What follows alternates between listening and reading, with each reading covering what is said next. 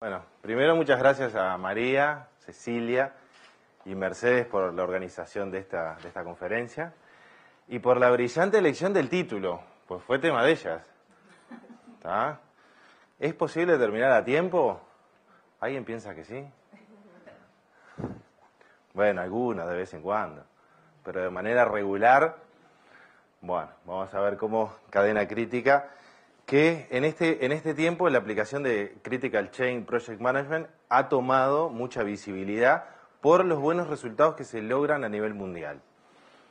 En el mundo, desde la Fuerza Aérea o Naval de los Estados Unidos la aplica, ¿sí? Diversas organizaciones, y hasta acá en Uruguay hay algunas víctimas en este tema, como Aluminios del Uruguay, UTE para la parada de la Central Valle, ANCAP para sus proyectos de mantenimiento, si me acuerdo de alguna, American Chemical para la construcción de una planta, Pinturas Inca para la implementación de un módulo de SAP. Y este tema realmente convoca, yo he sido en noviembre me invitaron en el Project Management Institute, acá en Montevideo, en el tour del Cono Sur que se hace, el PMI, una vez al año. Estuve en la conferencia acá en noviembre del año pasado, este año seguramente vaya a estar. Me invitaron de Asunción, de México, este año me invitaron de Argentina, o sea que es un tema que llama mucho la atención. El PMI lo ha incluido desde principios del 2000, ¿sí? ¿Estoy bien, Daniel? Por ahí, en la cuarta edición del PMI. En esta quinta también explica más un poco lo que es. Y bueno, la idea es contarles algunos conceptos de teoría de restricciones, porque Cadena Crítica es una aplicación que nace de teoría de restricciones. Y luego algunas características en cómo se aplican la planificación y en la gestión del proyecto. Como aviso, quiero comentarles que estoy escribiendo un libro sobre este tema. Acá hay algunos correctores, gente que me manda feedback y eso me critica mucho, pero bien. Aquellos que después de esta conferencia todavía estén interesados en qué es Cadena Crítica, me pueden enviar por correo y me encantaría mandarles lo que voy escribiendo, así me dan feedback de qué les parece. Ok, bueno.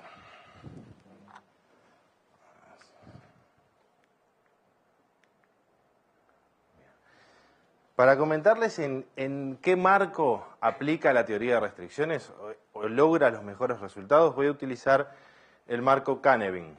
Se pronuncia así porque es una palabra galesa, que lo que intenta mostrar es cómo los múltiples factores influyen a veces en nuestras organizaciones o en nuestros entornos sin que nosotros podamos comprender por qué. En ese marco, lo que se establece es, dependiendo de las relaciones de causa y efecto, se establecen 5 categorías. Una simple, complicada, complejo y caótica. Y lo que intenta es que le permita a los líderes, cuando se enfrenten a problemas, decir, bueno, ¿en qué situación estoy? Para saber qué tipo de herramientas utilizar. Cuando estamos en situaciones simples, lo que buscamos es, bueno, lo que hay que ver es, ¿qué es lo que está ocurriendo? Censar, categorizar, o sea, seguramente entra en una categoría y responder. Es el terreno acá de las buenas prácticas. Estamos todos de acuerdo en qué categoría entra y cuál es la mejor práctica a aplicar. La causa y efecto en este contexto es muy clara, todos las entendemos, todos estamos de acuerdo, ¿sí? La comunicación no es muy necesaria. O sea, lo que hay que hacer es censo, categorizo y respondo. Viene alguien a pagar.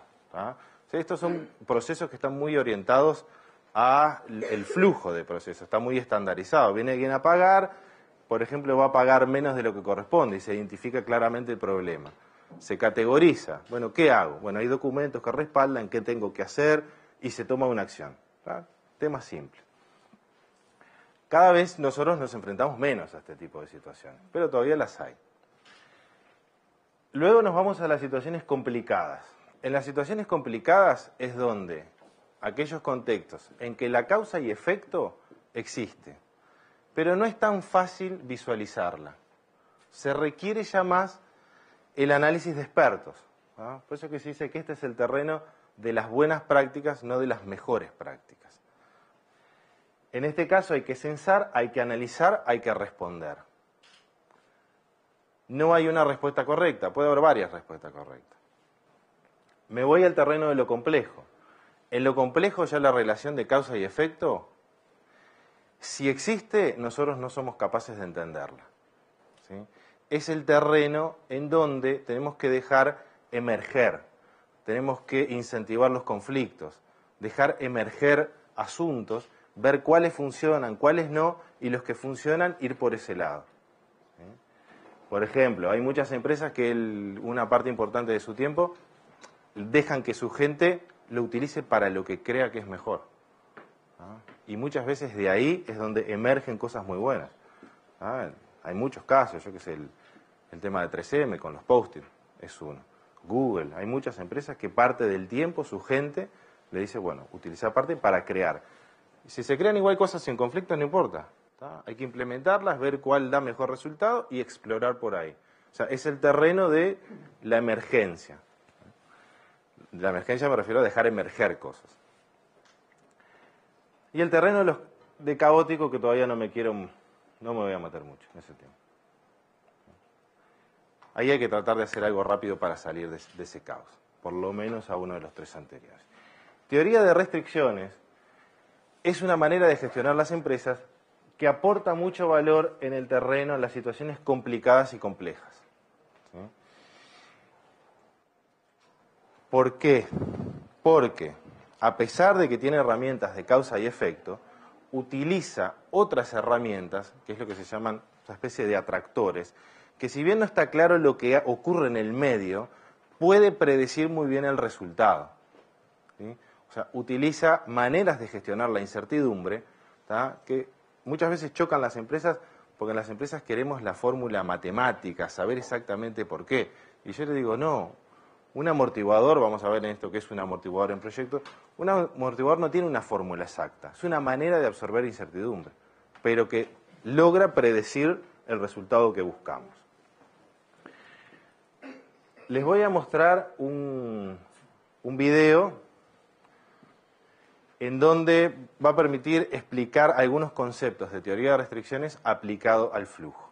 ¿Ah? Es un experimento que se hace en tres casos distintos. Una botella que se llena con agua, 1,5 litros de agua.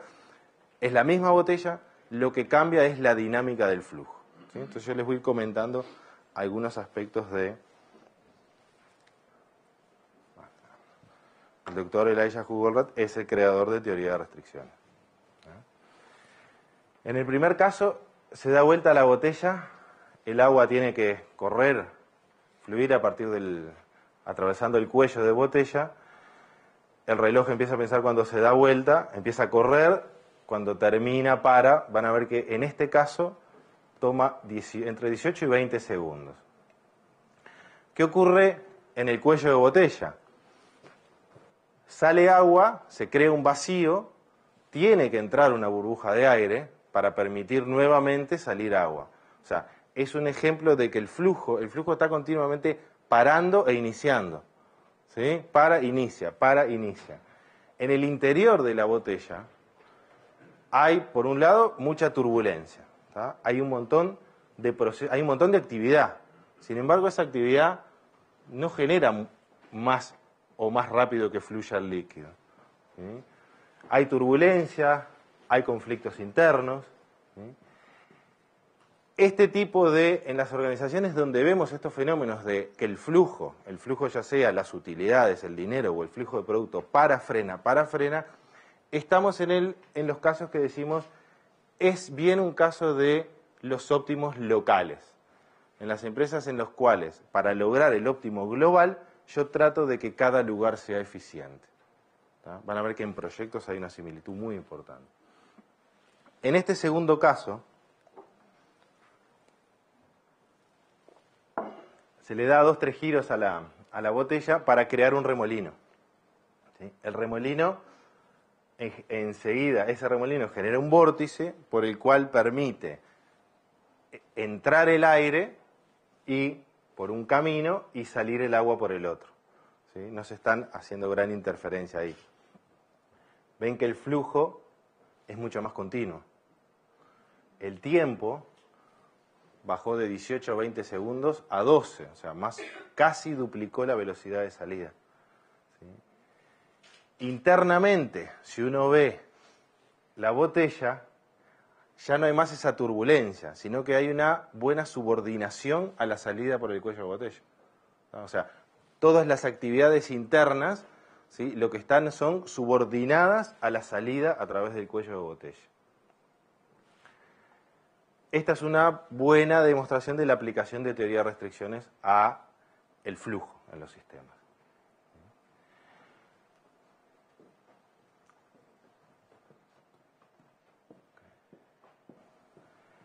La tercera demostración. Se va a colocar una pajita en la botella y en el momento que se da vuelta se sopla.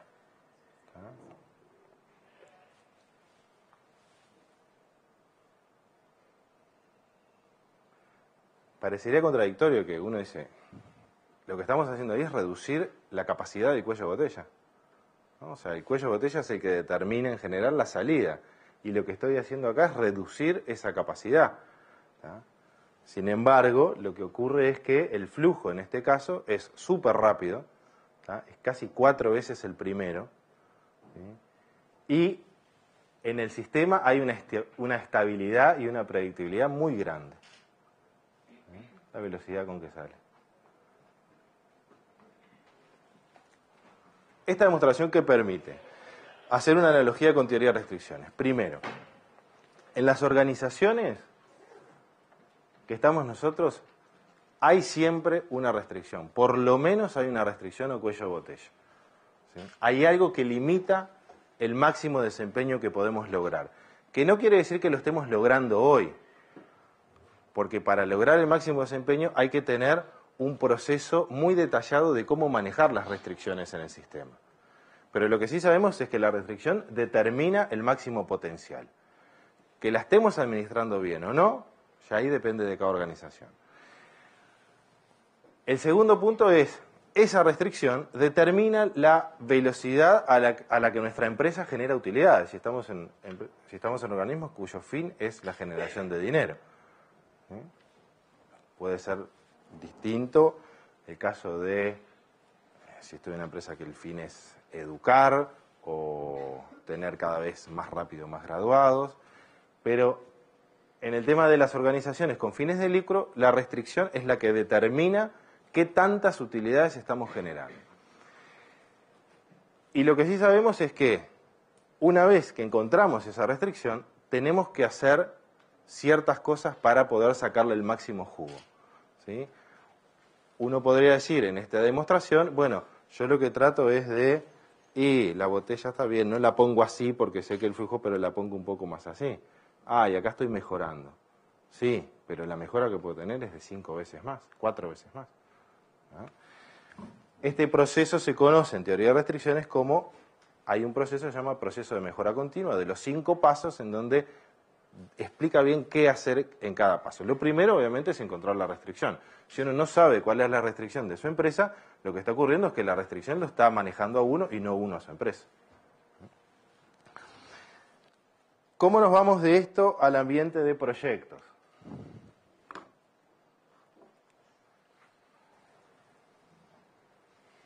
El doctor Goldratt, cuando hace el análisis al ambiente de proyectos, encuentra que desde las técnicas del Gantt y camino crítico, que datan de 1950, hasta cadena crítica, él lo desarrolla a fines del 1900, ¿sí? 1997, por ahí, encuentra que los problemas en estos 50 años, las quejas de los proyectos son todas las mismas, a pesar de que cada proyecto es único. Pero las quejas son las mismas. No estaban los recursos cuando los necesito, llevó más tiempo del que había pronosticado, los proveedores no entregan a tiempo, hay que hacer retrabajos. Entonces empieza a hacer el análisis y ¿qué encuentra? Dice, tiene que haber algo común, ¿tá?, que a pesar de que todos los proyectos son distintos, los problemas son los mismos. Hace el análisis y encuentra que la práctica común de gestión de proyectos, el asegurarse de que para que el proyecto termine a tiempo, cada tarea termina a tiempo, esa es la razón por la cual los resultados son tan malos. ¿Sí? ¿Te suena esa práctica habitual? ¿Sí? Es muy fuerte lo que está diciendo. A ver, lo que todos estamos haciendo, todos no, la gran mayoría estamos haciendo, es el tratar de asegurar de que cada tarea termine a tiempo es lo que hace fracasar los proyectos. ¿Por qué? Porque empiezan a ocurrir algunos fenómenos, ¿no? Si yo te pregunto, vos vas a hacer una tarea y te pregunto, dame un estimado. ¿Cómo me das ese estimado? Sí. A la experiencia. Y me das un estimado generoso, te cubrís un poquito por los imprevistos. Nos cubrimos un poquito. Entra acá un poquito. Nos cubrimos. ¿Por qué? Porque si yo estoy gestionando el proyecto de esa manera, si vos me dijiste 10 días, a los 10 días, te voy a decir, ¿y? ¿No? ¿Les pasa a veces eso? Entonces, ¿qué hago? A ver, en las tareas, en los proyectos tienen algo característico que lo diferencia de las operaciones, que es la incertidumbre. Una máquina, ¿tá? Yo la pongo a trabajar, y una máquina yo sé que esta puede hacer 10 partes por hora, y podrá hacer 9 o podrá hacer 11, pero la variabilidad está acotada. En los proyectos no. Hay muchas tareas que hay mucha incertidumbre. Hay algunas tareas que son repetitivas, ¿tá? Que las hice en este proyecto y las hago y más o menos yo puedo tener una idea. Pero hay otras no, hay otras que las hago por primera vez, ¿tá? Y yo sé que pueden pasar cosas y que van a pasar cosas. Ahora, si mi prestigio en parte se está midiendo por qué tan confiable soy yo, cuando doy un tiempo tengo que poner protección. Tengo que poner un colchón para cuando ocurran esos imprevistos. ¿Sí? Ahora, si cada tarea tiene protección, ¿por qué el proyecto no tiene protección? ¿Por qué los resultados son tan malos? ¿Sí? Murphy es una, pero hay otras más. ¿Eh? Que cuando aparece Murphy realmente, algo de esta manera de gestionar hace que las protecciones se desperdicien. ¿Sí? Porque protecciones hay en cada lugar. El tema que yo le decía, el de los óptimos locales. O sea, para mejorar una organización, un enfoque es trato de mejorar en todos los lados. Otro enfoque es no. ¿Dónde está la restricción? Solo quiero mejorar ahí. Son un enfoque analítico cartesiano y otro enfoque sistémico, bien distintos. Esta práctica viene bien del enfoque cartesiano o analítico. Si cada tarea la termina a tiempo, entonces el proyecto lo termina a tiempo. Lo cual es cierto, si cada tarea termina a tiempo, el proyecto termina a tiempo.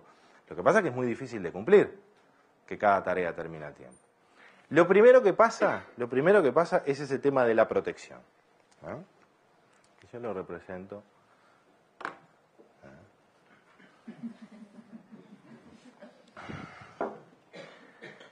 Bueno, acá depende de qué tan paranoicos somos, de qué tan duro nos peguen en la organización, de qué tan malo sea atrasarse en las tareas.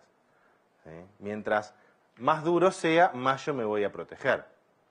Ahora, supónganse que yo pensé, dije, esto si sale todo bien, y capaz que en 5 días lo hago, digo 10. Y lo terminé en 5. ¿Qué hace la gente? ¿Qué hacemos?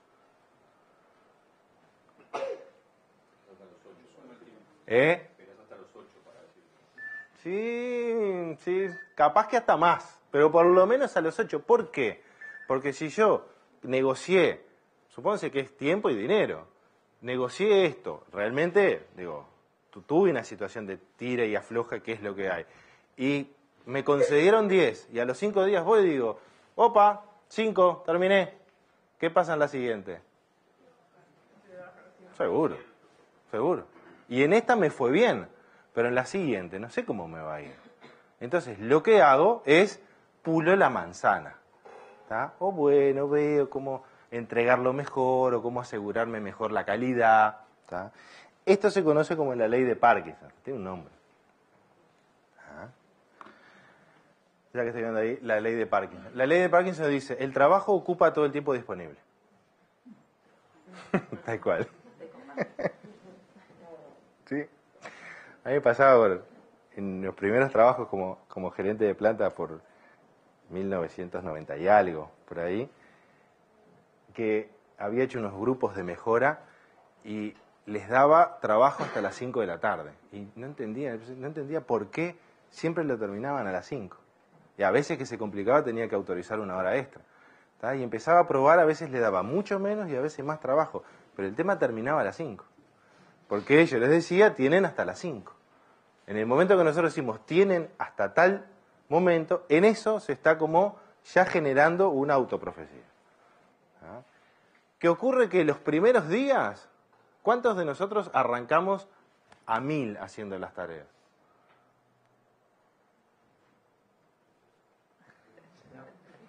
No, hay tiempo. Tengo tiempo, yo me protegí. Y además tengo un montón de cosas para hacer. ¿Ah? El síndrome del estudiante. ¿Sí? Se llama así por el tema de, el miércoles que viene tenemos un parcial. Ah, no, danos una semana más. ¿Para qué? Es lo mismo, nadie va a empezar a estudiar mañana. ¿Sí? Entonces van a esperar una semana más. La ley de Parkinson y el síndrome del estudiante ya son dos comportamientos que ocurren por la práctica común que estamos tratando de gestionar los proyectos. Es por eso que ocurren, no es porque somos estúpidos, ¿tá? Sino es porque nos miden de esa manera. Yo haría lo mismo si me miden así. O sea, nos obligan a tener ese tipo de comportamiento. O sea, dime cómo me mides y te diré cómo me voy a comportar. Si me medís de una forma estúpida, yo me comporto de una forma estúpida. La ley de Parkinson, el síndrome del estudiante. Y hay dos cosas más. Una es la integración de tareas. En los proyectos muchas veces ocurre que para que una tarea empiece, más de una tiene que haber terminado. Es el caso de allá arriba que estoy viendo. ¿Sí? Si en cada una de esas 4 yo doy un estimado generoso, digamos un estimado que tengo el 90% de chances de cumplirlo, una buena protección, ¿cuál es la probabilidad de que esta tarea, la que está después de la integración, empiece a tiempo? O sea, tengo que multiplicar ahí, ¿no? Si cada una tiene 90% de probabilidad, la probabilidad que esta empiece a tiempo es 0,9 por 0,9 por 0,9 por 0,9. O sea, del orden del 60%. ¿Sí? O sea, alcanza que una se atrase, ¿tá? Que lleve un poquito más para que se pierdan todas las protecciones que yo puse en el resto. Ese es un efecto que pasa en los proyectos. Y el otro efecto es el efecto de la multitarea.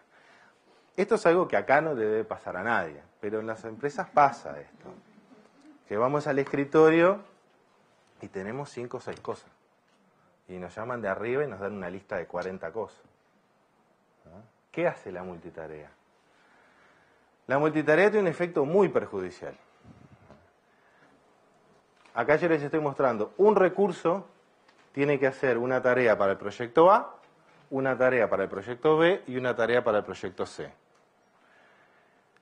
Cuando los recursos están haciendo un poco de cada tarea, ¿tá? El efecto es el que se ve en la figura. Es, cuando yo podía haber entregado A a los 10 días, o más o menos a los 10 días, B a los 20 y C a los 30, por alrededor de los 30 días entrego todo. O sea, todo entrego tarde y junto.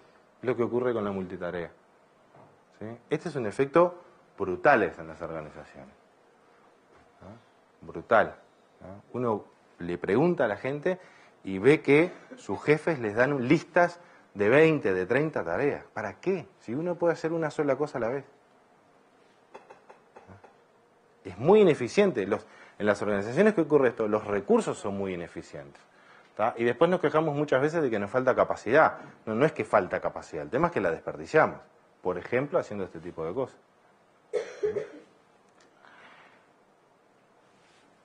Entonces,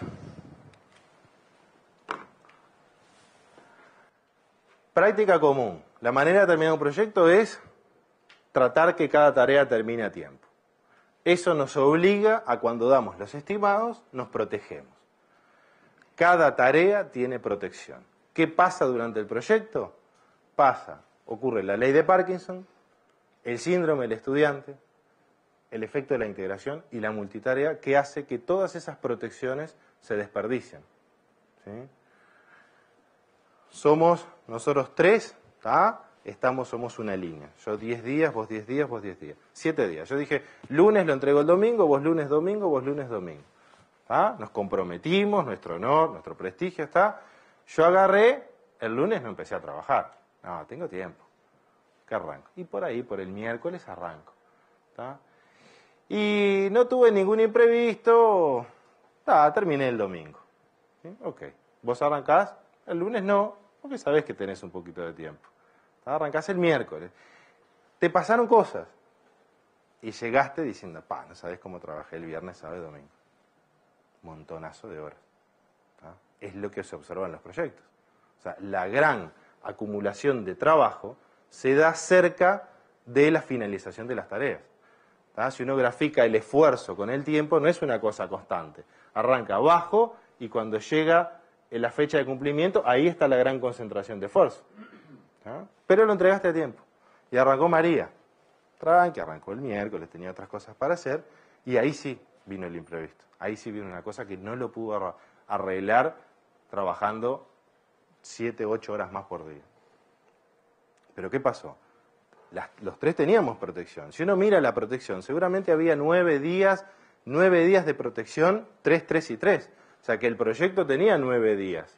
¿Tá? Pero ¿qué pasa? Yo las desperdicié, vos las desperdiciaste y cuando se necesitaron no estaban. O sea, lo que ocurre es que los atrasos impactan, pero los adelantos no. Eso es lo que hace esta manera de gestionar.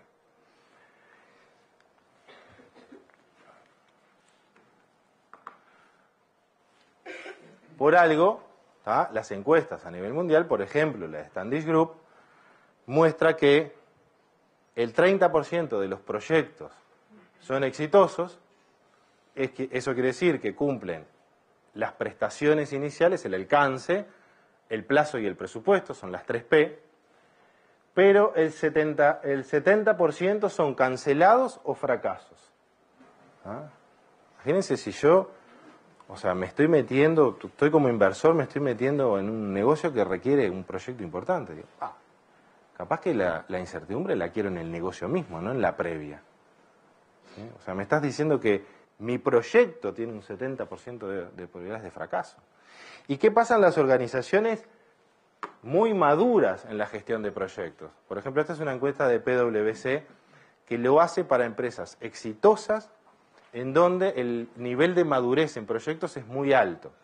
Quiere decir, son empresas que hay una PMO, se usan las guías estándares del PMI, los líderes están capacitados, son PMP, o sea, es una organización que ha dedicado mucho y que tiene una infraestructura muy buena en la gestión de proyectos. Los resultados, si bien en el alcance y en los beneficios son del orden del 90%, son buenos, en el cumplimiento de los presupuestos y tiempos son del orden del 60%. Todavía son malos. ¿No? Y son organizaciones que han dedicado muchísimo a las buenas prácticas de proyectos. ¿No? Y no logran mejorar esos resultados. ¿No? Yo busqué algunos casos. En el libro que estoy escribiendo busqué algunos casos para comentar algunas particularidades que pasó en este proyecto, pero que pasan muchos. Por ejemplo, este caso tiene todas las ilustraciones posibles. Inicios, cancelaciones, ¿tá? Paso de todo. Pero tiene algunas interesantes sobre el último emprendimiento. Era un proyecto que iba a durar 20 meses y de presupuesto 60 millones de dólares. ¿No? En octubre del 2011, cito algo del Espectador, la empresa Carrasco Nóbil decía, ya lleva invertido 22 millones. ¿Ah? El plazo de apertura va a ser julio del 2012, decía el representante. 20 millones en 60 y bueno, más o menos un 30 o un 40%. Es como se miden los proyectos. O sea, los proyectos los medimos de una manera en el cual durante el camino estamos todos calmados, ¿tá? Y al final ocurren las desgracias. ¿Tá? Durante el camino vamos todos bien. ¿Y cuánto va? Y está bien, 30, 40%, vamos bien. ¿Tá? O sea, la típica, el 90% transcurre bien, pero el último 10% lleva tanto dinero y tanto tiempo como el primer 90%. ¿Tá? Sí, es por cómo lo medimos. cualquier cosa que hacemos en los proyectos lo reportamos como avance. ¿Tá? Y como lo reportamos como avance, se reporta como que el proyecto va avanzando. ¿Tá? Y lo cual es muy equivocado. ¿Sí? Si uno mira la óptica de teoría de restricciones, no mejorar en cualquier lado, no avanzar en cualquier lado es un avance real. ¿Tá? O sea, la manera esa que tenemos de reportar avances en cualquier tarea hace que ocurran estos fenómenos. ¿Tá? Que nos quedamos tranquilos, ¿tá? Hasta que al final aparecen las macanas. 2012, 25 de julio. ¿Tá? Ya iban por los 70 millones. De 60 llegan por 70.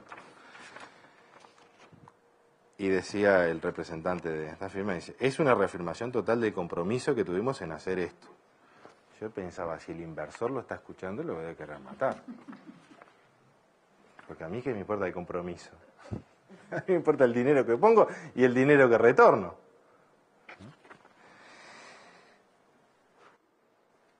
Y la última es, le pregunta a Emiliano Cotello, que es un muy buen periodista, le pregunta, bueno, ¿y cuándo va a ser la inauguración? Y él dice, bueno, ni bien yo la sepa se la voy a decir. Quédese tranquilo que va a ser.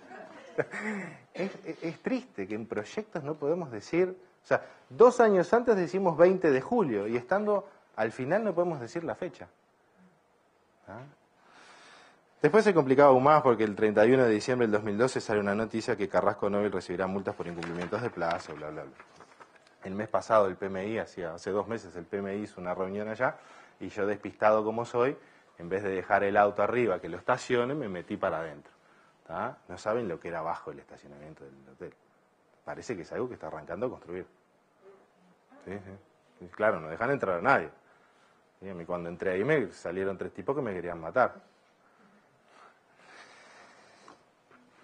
Bueno, ¿qué hacemos entonces? ¿Qué hacemos para cambiar estos resultados? Primero, utilizar algunas buenas prácticas, como las que plantea el Project Management Institute. ¿Sí?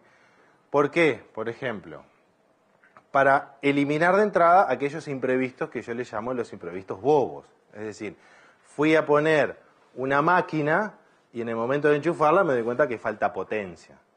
¿Ah? O estoy terminando un proyecto y una persona con mucho poder que no la tuve en cuenta dice, pero yo tal cosa lo quería de tal manera. ¿Sí? O sea, hay una serie de imprevistos que las buenas prácticas permiten evitarlo. Entonces hay que usarlos. ¿Tá? Lo que tenemos que ver es qué hacemos con los comportamientos y los imprevistos reales, la incertidumbre real que tienen las tareas.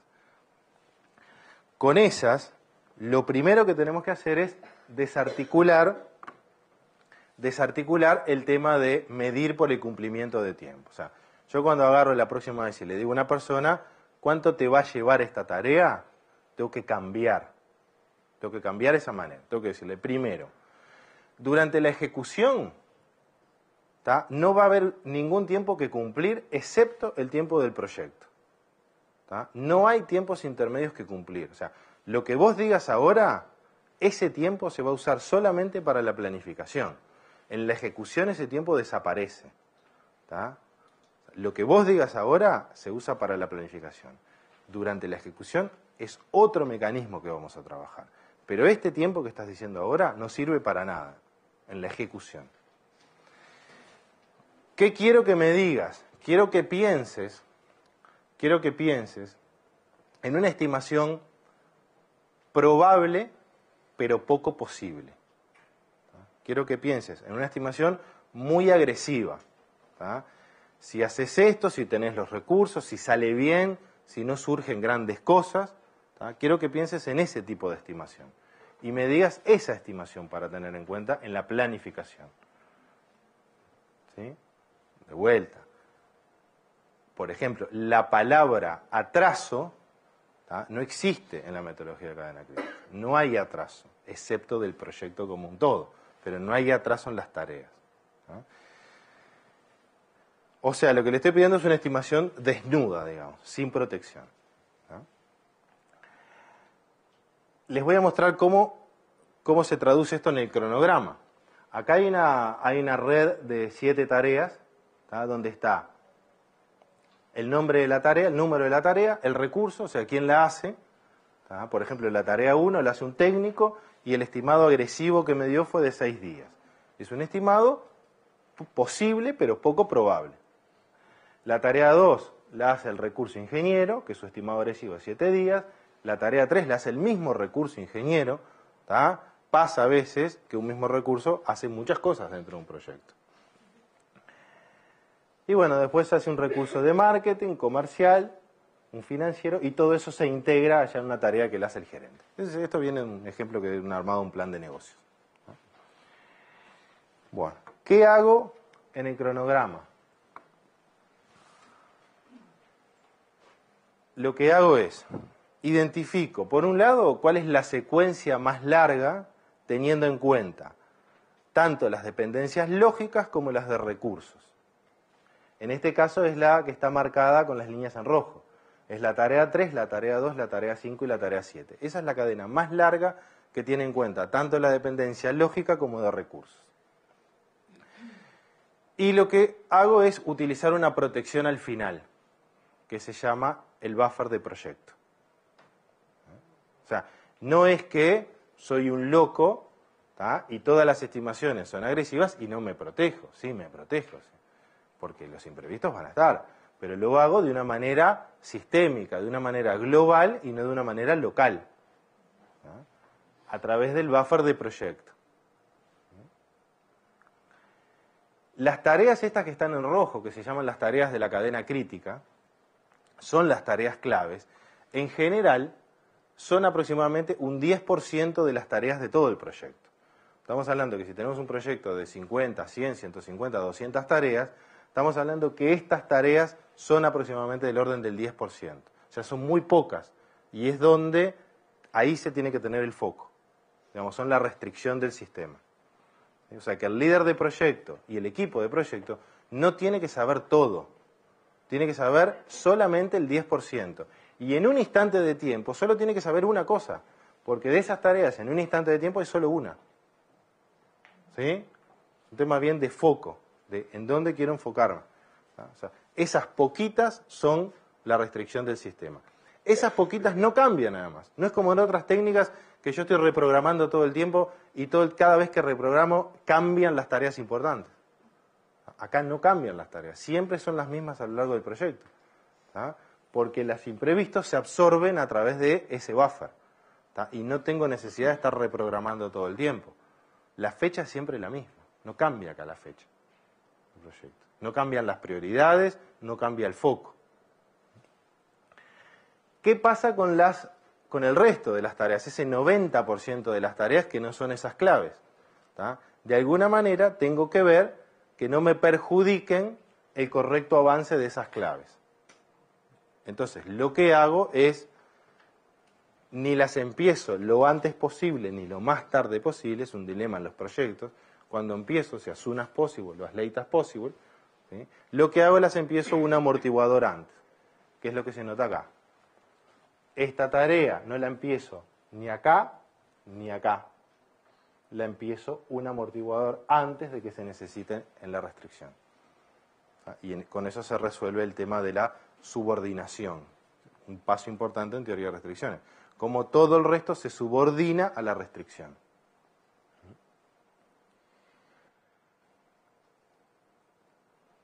Bien.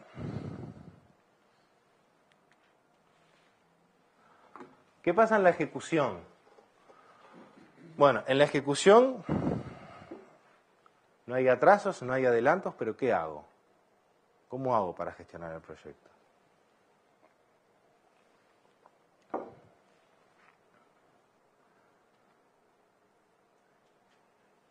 Utilizo dos indicadores nomás. No hay 300 como sugiere, por ejemplo, el PMBOK. Si uno entra en la parte de valor ganado, hay 50 indicadores más o menos y fórmulas y relajo. Utilizo dos nomás. ¿Qué terminé y cuánto consumí de protección? Pero no que terminé de cualquier cosa. ¿Qué terminé de ese 10%? De esas tareas críticas. ¿Y qué terminé? Ah, no, pero mirá que voy un 50 o un 60%. No, no, no, esto es fácil. O lo terminaste o no lo terminaste. ¿No? El resto es calmar los nervios. ¿Lo terminaste o no lo terminaste? Bien sencillo. ¿Sí? Si lo terminé, esa parte que terminé la considero como algo que avanzó el proyecto. Pero esa parte de ese conjunto chiquitito de tareas, que son las tareas de la cadena crítica. Cuando termino algo, puedo decir realmente esto es un avance del proyecto. ¿Y con qué lo comparo? Con la cantidad de protección que usé. Esa protección al final, lo que voy viendo es qué tanto termino de la cadena crítica versus qué tanto consumo de esa protección final. Y eso lo que me va diciendo es en qué zona estoy. ¿En una zona roja o en una zona verde? Abajo tengo el porcentaje de la cadena crítica terminada, de esas tareas claves, y en el eje Y tengo el porcentaje de buffer que consumí. Entonces, si estoy en la zona roja, tengo que hacer algo. Estoy a tiempo. Lo único que me está diciendo es que estoy consumiendo protección un poquito más rápido de lo que está avanzando realmente el proyecto. Si estoy en zona verde, no tengo que hacer nada. Una de las cosas interesantes es que las reuniones de proyectos con cadena crítica son reuniones muy ágiles. Porque, a ver, ¿es terminé o no terminé? O sea, en 5 minutos se hace la actualización, se hace esta actualización. En 5 minutos. ¿Sí? ¿Terminé o terminé? No, pero no. ¿Terminaste o no terminaste? Punto. Hago en esto. Si estoy en zona roja, es una tarea la que me está haciendo el consumo del buffer de proyecto. Entonces, solamente hay que concentrarse en una tarea. Que además, seguramente es una tarea de las cadenas críticas en las cuales todos estamos al detalle. O sea que en ese momento todos colaboran y suman para que la tarea se haga más rápido. Pero no es que esté atrasada ni que no esté atrasada. Necesitamos que se haga un poco más rápido. Y todos colaboran en ese sentido. ¿Sí? ¿Qué pasa con el resto de las tareas? El compromiso acá, yo cuando te pido, no te voy a pedir que cumplas los 10 días. Olvídate de lo que me dijiste. Yo te pregunto, ¿cómo vas a trabajar? 8 horas por día, con estos recursos. Lo que me fijo es que estés haciendo eso. Que estés trabajando lo que me dijiste y cómo me dijiste. Es otro tipo de seguimiento. A mí alguna empresa que, como tenía pocos recursos, por ejemplo American Chemical, me pidió que les ayudara a dirigir un proyecto. Y cuando terminó el proyecto, la gente me decía, vos, nos voy a volver loco. Porque la presión que yo ejercí, una presión muy importante. Pero no en una adivinanza, en cumplir una adivinanza. Es en que estés trabajando como quedamos que me dijiste que vas a trabajar. Con tales recursos, con tal esfuerzo, con tal dedicación. Que eso sí yo lo puedo hacer. Lo otro no. De todas esas tareas, tu obligación, todas esas, es primero hacer eso que quedamos. Y si pasa algo, me tenés que enseguida avisar. O sea, si estás haciendo la tarea y hay algún obstáculo, tu obligación es decirme inmediatamente. Mirá que acá tengo un obstáculo que me impide avanzar. O sea, hay un cambio de obligaciones. El tema de cumplir una adivinanza a hacer como quedamos y si pasa algo me tenés que avisar que hay un obstáculo. ¿Para qué? Para yo ir rápidamente y solucionarlo si es necesario. Si es necesario. Porque si estoy en la zona verde, cuando esté en la zona verde lo que hay que hacer es no molestar. No molestar a nadie, dejar hacer las cosas. Cuando estoy en zona roja, en ese lugar hay que actuar.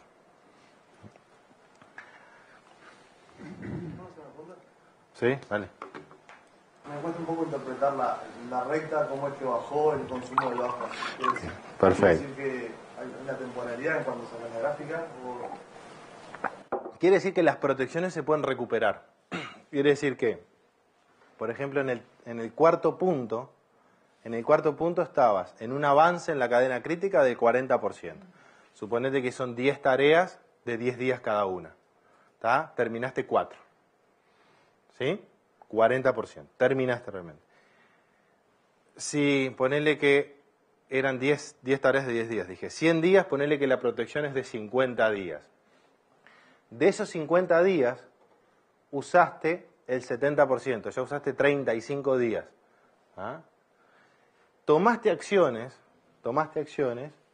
Y en el primer punto, bueno, avanzaste en el proyecto, terminaste una tarea más, ponele 50%, y consumiste más. O sea, no se terminó en 10 días, se terminó más, ponele en 15, consumir. Pero la próxima la terminaste en menos de 10 días. Entonces ahí como que recuperás protección. Porque lo que ocurre con los estimados agresivos es que muchas veces la tarea va a llevar más tiempo que la estimación agresiva, pero muchas veces la tarea va a llevar menos tiempo. ¿Ah? Y como estoy gestionando yo, lo que hago es, me aprovecho de esas situaciones para ganar protección. ¿Está bien? ¿Sí?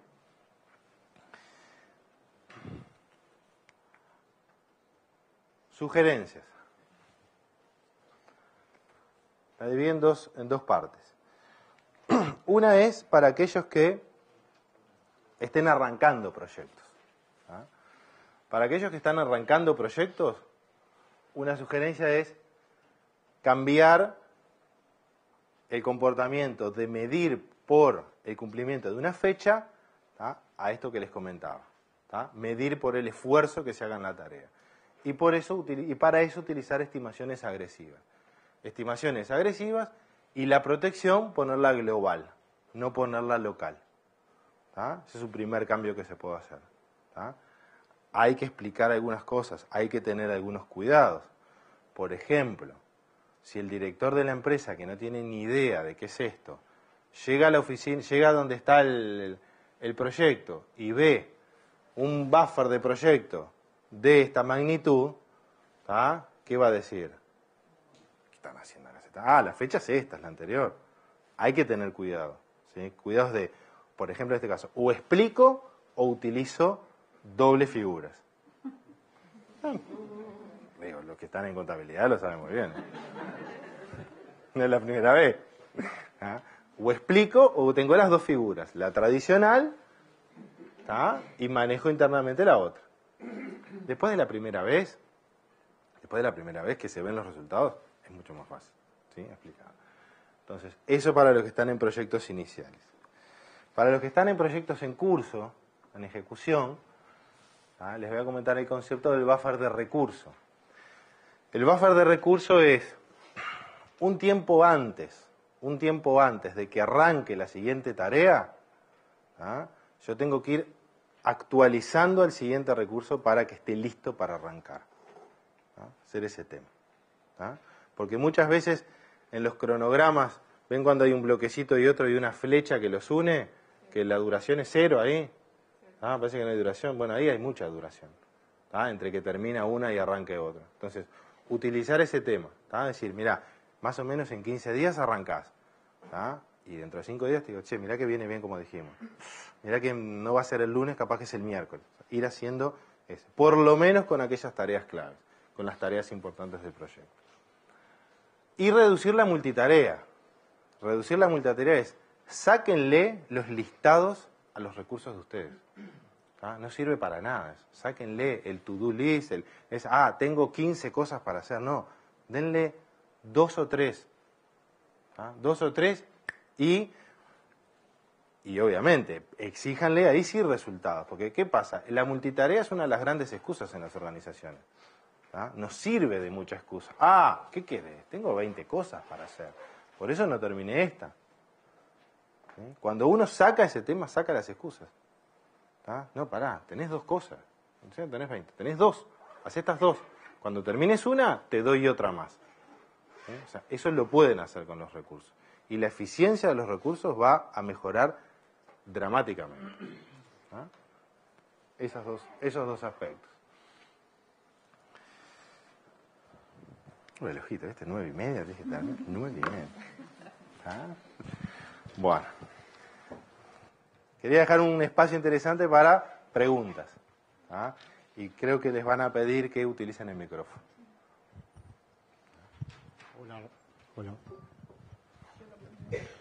Hola. Sí. Bueno, gracias Raúl por la charla. Creo que es bueno comentar que hay diferencia entre el concepto clásico de camino crítico y cadena crítica, porque de repente uno lo piensa con la metodología estándar, el paradigma, digamos, ¿no? Bueno. ¿Podrías explicar un poquito las diferencias? Sí, sí. Respuesta corta. Camino crítico y cadena crítica lo que tienen en común es el apellido, crítico. ¿Ah?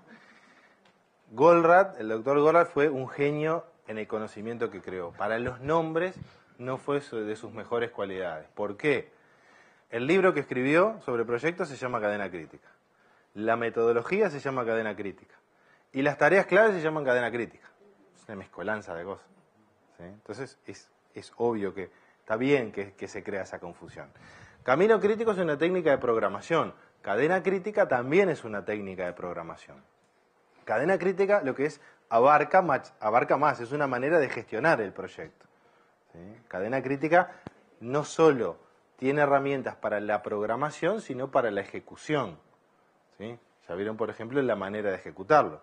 Y lo que hace, lo que trata también cadena crítica, es de eliminar esos comportamientos que identifica como que son la causa por la cual se desperdician esas protecciones y a pesar de que cada tarea está protegida, el proyecto está protegido. ¿Sí? Entonces, un poco esas son las caminos críticos más centrados en una técnica de programación. ¿Tá? Que cuando, ya estamos contigo, que cuando arranca, o sea, Camino Crítico es del 1950, por ahí, o sea, incluso estaba pensado como para un escenario de recursos infinitos, o sea, los grandes proyectos como el Polaris o las plantas químicas, ¿tá? Si se necesitaban los recursos que necesitaban, se daban. 100 millones de dólares más, 50 ingenieros más, se daban.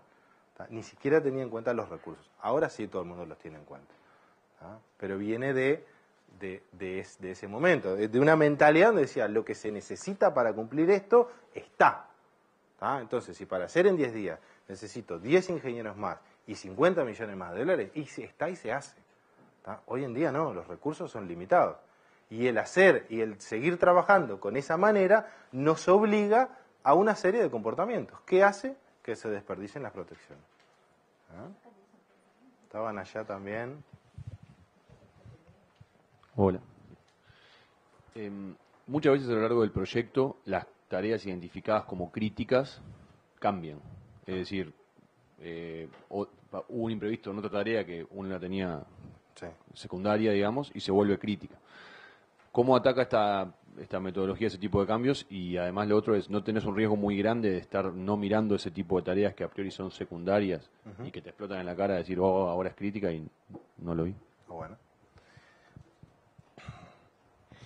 Yo les comentaba que a diferencia de las técnicas de camino crítico, en cadena crítica las tareas claves no cambian. ¿Por qué no cambian? Porque los imprevistos los absorben los amortiguadores. ¿No? En principio, o sea, suponete que yo estimé una tarea agresivamente de 10 días, pero está tomando 15, 20, lo que me está haciendo me está consumiendo amortiguador, no me está cambiando la prioridad. Puede ocurrir que una cadena lateral, ¿ah? A ver si puedo volver al... Puede ocurrir que una cadena lateral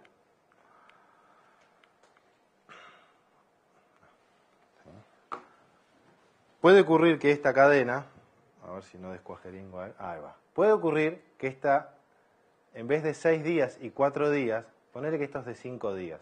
¿Ah? Esta se terminó en 6 días. Esta ya van 9 días y todavía no se terminó. ¿Qué pasó? Me consumió toda esta protección. ¿Sí?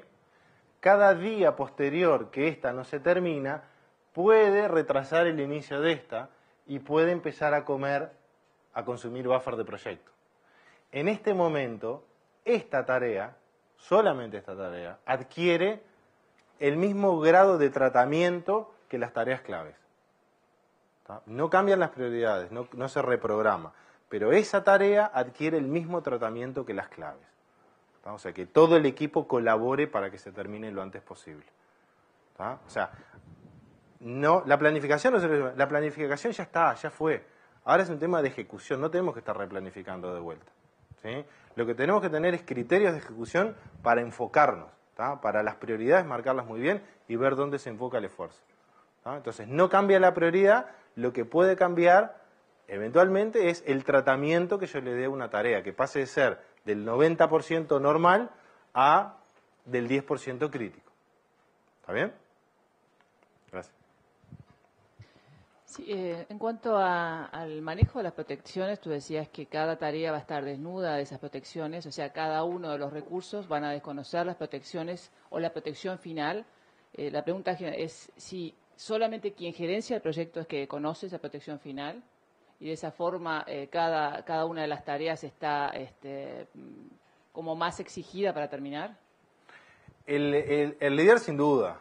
El equipo de proyecto también tiene que conocerla. Es bueno que lo conozca. Hasta ahí es bueno que lo conozca. Quizás los proveedores, por ejemplo, hay que tener cierto cuidado. ¿Tá? Porque ponerle que el proveedor está en la cadena crítica, está en esas tareas clave.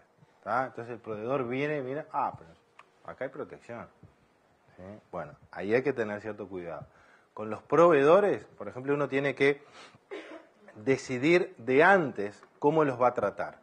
Si un proveedor está en esas tareas claves, va a tener un tipo de tratamiento. Por ejemplo, yo le voy a pagar por la disponibilidad, por ese tema de arrancar en un entorno de 15 días, si está en la cadena crítica, que son muy poquitas, pero si está ahí, yo tengo que tener un tratamiento distinto. Seguramente lo que tenga que tener un tratamiento no es tenga que tener alguna especie en el contrato de incluso hasta le puedo pedir, la semana pasada conversaba con una gente de la Cámara de Industria, de Cámara de Construcción de Argentina, y en los pliegos se están poniendo la exigencia de que se entreguen con la metodología de cadena crítica. O sea, para hacer ese tema del lenguaje común.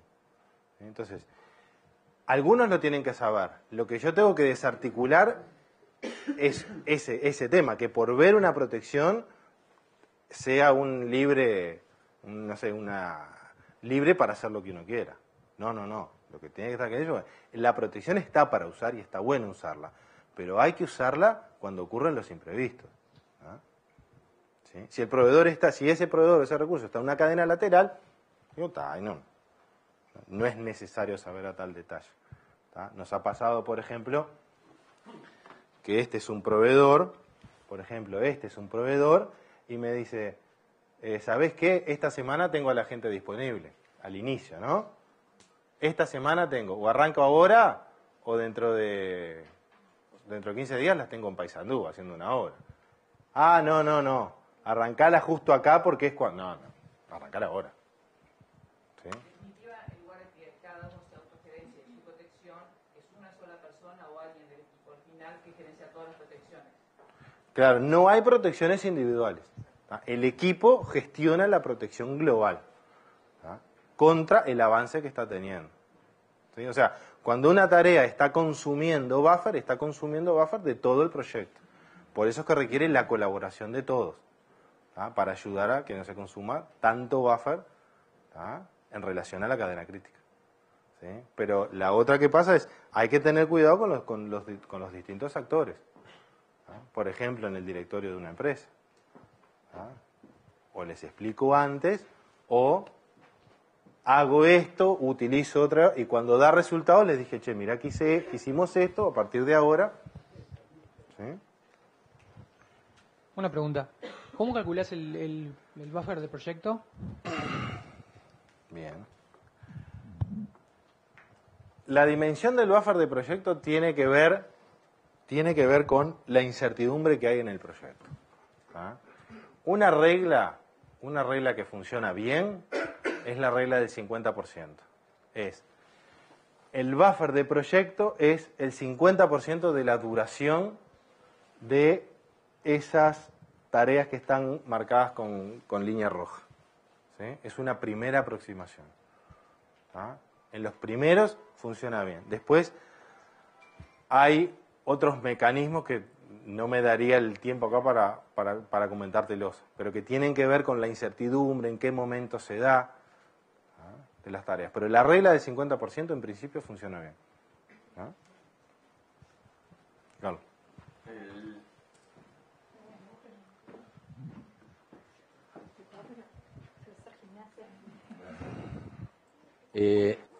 ¿Qué sugerís? Porque lo que tratás en definitiva es a cada uno de los que participa tratar de seducirlo o convencerlo de que no te presente el presupuesto de los días con el buffer, como vos dijiste, que se desnude. No debe ser fácil porque el ser humano, aunque sepa todo esto, inconscientemente se va a cubrir igual. ¿Qué sugerís vos para realmente, más allá de charlar con cada una de las partes o con un proveedor y decirle, no, decime, no te cubras, más allá de eso, ¿sugerís armar algo de un premio en metálico? Porque ahí se te empieza a complicar adentro de la organización, por ejemplo, que terminó antes, y cómo evitás que lo de pulir la manzana y que espere 2 o 3 días? Está buena. Terminar antes va a ser una palabra que no se usa. A ver, terminar antes, para no quedar. Bueno, terminar antes del estimado agresivo. Se puede, o sea, lo que hay que tener mucho cuidado son con las palabras retraso, adelanto, esas no hay que usarlas. Una primera aproximación es hacerlo de la manera tradicional y recortarle a todos la mitad.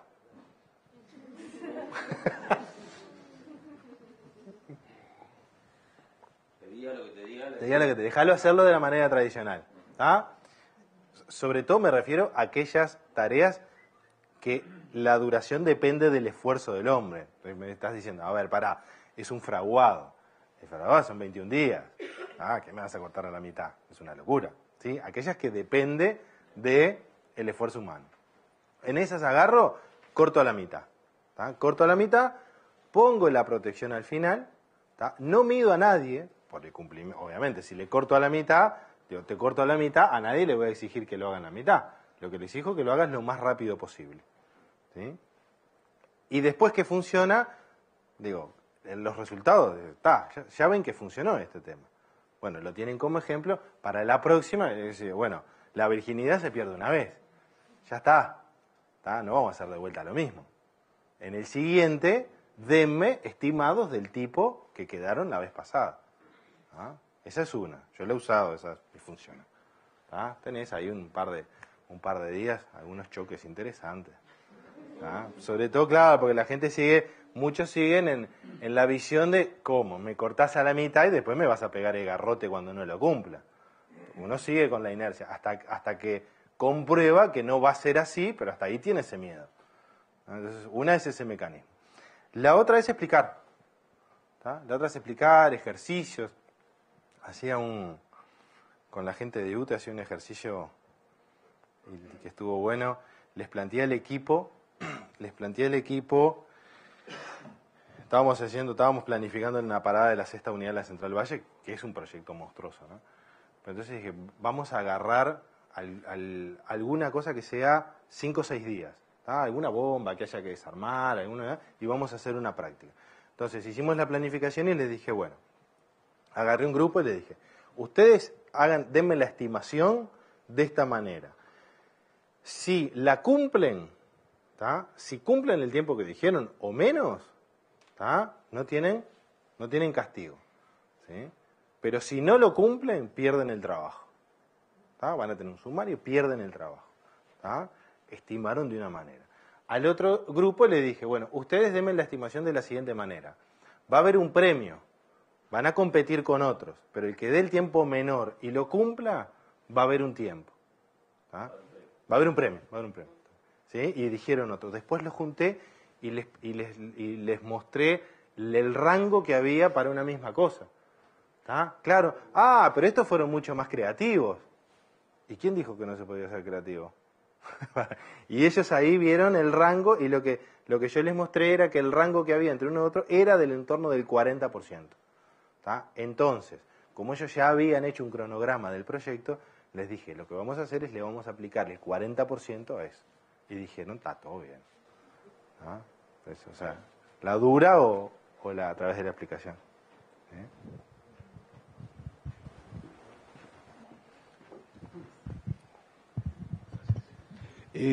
Pensando en este contexto de un proyecto, me imagino cómo haces la planificación de los recursos. Cuando tenés varios proyectos y tenés que comprometer un recurso en más de uno de ellos y por tanto el tiempo estimado, las probabilidades de que se cumplan son relativamente bajas, digamos. En ese caso, ¿cómo lo manejás? Porque en definitiva, si tú le decís la estimación desnuda son 5 días, la más probable quizás sean 8, ¿cómo haces para que esa persona pueda integrarse? Sabés que esa persona va a estar en varios proyectos, por ejemplo, que lo van a demandar de varios lados. Casos, ¿no? Sí. ¿Cuántos de ustedes están en organizaciones que manejan más de un proyecto a la vez? Ok, varios. ¿Ah? Es un tema, la conferencia que voy a dar en noviembre en Argentina va a ser sobre eso. A ver, como un resumen. A ver. ¿Algún anticipo? A ver, hay una manera que tenemos de gestionar los entornos de varios proyectos es pensamos que por empezar antes terminamos antes. ¿Ah? Hay una presión muy importante, sobre todo de la parte de arriba, de los directores, de los jefes, en empezar más proyectos. ¿Les suena? ¿Sí? ¿Por qué? Es como que se calman los nervios. Uy, no podemos empezar este. Bueno, pero empezá a hacer esto, empezá a hacer lo otro. ¿Ah? O sea, hay una creencia, una manera que decir, por empezar antes, termina antes. ¿Ah? El otro tema es que pensamos que es bueno que todos los recursos estén utilizados al máximo. ¿Me suena? Bueno, eso es lo que hay que cambiar, eso es devastador con el tema de los ambientes con varios proyectos. ¿Ah? O sea, la sugerencia sí, es como... Es un tema que tiene mucha analogía con el tema de operaciones, con el working process, la carga de trabajo. Ustedes van a una planta de producción, ¿tá? Y cuando el flujo va lento, ¿qué es lo que pasa? Ven que hay mucho inventario acumulado por la fábrica, mucho material en proceso. ¿Por qué pasa eso? Porque el cuello de botella o la restricción puede procesar una determinada cantidad. ¿Tá? Hay algo siempre que es el eslabón más débil. Y eso puede procesar tanto. Por más que yo meta más en el sistema, no sale más. Al contrario, si yo meto más, creo más caos, creo más confusión de prioridades y utilizo peor los elementos claves. ¿Ah? Entonces, lo que me salto al final de lo que estaba ideando para la presentación, que no la tengo armado todavía. Pero la recomendación en ese caso es congelar proyectos. ¿Ah? Agarrar y decir, el 30% de los proyectos los paro. Por más que puede sonar contraintuitivo. ¿Sí? Agarro el 30% de los proyectos que estoy haciendo y los congelo, los paro. No hago más nada. ¿Ah? ¿Y qué hago? Funciona, funciona. ¿Y qué hago? A medida que se termina un proyecto, empiezo uno nuevo. ¿Tá? Claro. ¿Sí? Es un gran... O sea, yo me acuerdo hace un año y medio, American Chemical, una empresa química que se vendió a Oxiteno, una gran firma brasilera, estaba en esa situación y yo me acuerdo que en la charla con los directores tenían 35 proyectos en marcha. ¿Tá? Y yo les dije, ¿saben qué? Elijan 4. Y paren todo el resto. No, pero estás loco. Sí, elijan 4. ¿Ah? ¿Cuántos proyectos terminan ahora? Tenían un ritmo más o menos de un proyecto y medio por año que terminaban. Cuando hicieron esto, en 8 meses terminaron 3 proyectos. Duplicaron la velocidad. ¿Ah? O sea, congelar proyectos, a medida que se termina uno, empiezo uno. Esta es la parte, digo, hay maneras más sofisticadas. ¿Tá? Te estoy contando una bastante práctica de hacerlo. Y utilizar esta gráfica, ¿tá? Utilizar esta gráfica no para un proyecto, sino para todos los proyectos. Lo que hago es, cada proyecto, cuando lo evalúo, lo represento en la posición acá. O sea, el proyecto tiene un número, este es el proyecto 8, este es el proyecto 15, ¿dónde está? Ah, este avanzó tanto y consumió tanto. Está de este lado. ¿Qué te permite eso? Si vos estás mirando todos los proyectos. Uno es saber qué proyectos necesitan ayuda. ¿Ah? Los que están en la zona roja, seguramente, los que están muy en zona verde, son un lugar que pueden dar recursos para los que están en zona roja. Pero además lo que te va a permitir es cómo administrar mejor la carga. Si vos tenés más de un 10% de los proyectos en zona roja, es que le estás metiendo más al sistema de lo que puede dar. Dale. Es que todos los proyectos dentro de una organización deberían administrarse, gestionarse de la misma forma, si no entrarías en conflicto con la metodología tradicional y la gestión de recursos asociada. ¿Por qué? Porque te van a pedir, no, yo necesito este recurso, tal fecha, porque tengo que empezar esa tarea, si no se me atrasa todo. Entonces, es un cambio de paradigma interesante a nivel de organización. Sí. Pero si querés, olvidate de eso que te dije, la primera parte, congelás proyectos, ¿tá? Y metés una a medida que sale otro. Este es como puede ser un segundo paso de mejora, ¿tá? Y un tercer paso de mejora después puede ser algo más, un modelo más matemático, que te permita, digamos, identificar el cuello de botella, la restricción, y solamente programar ahí y después anclar los proyectos en ese lugar. Entonces sería el portafolio, por ejemplo. ¿Sí? Vamos por cerrar acá. Agradecemos a Raúl la conferencia y gracias a todos. Asuntos públicos. Para conocer mejor, para saber más.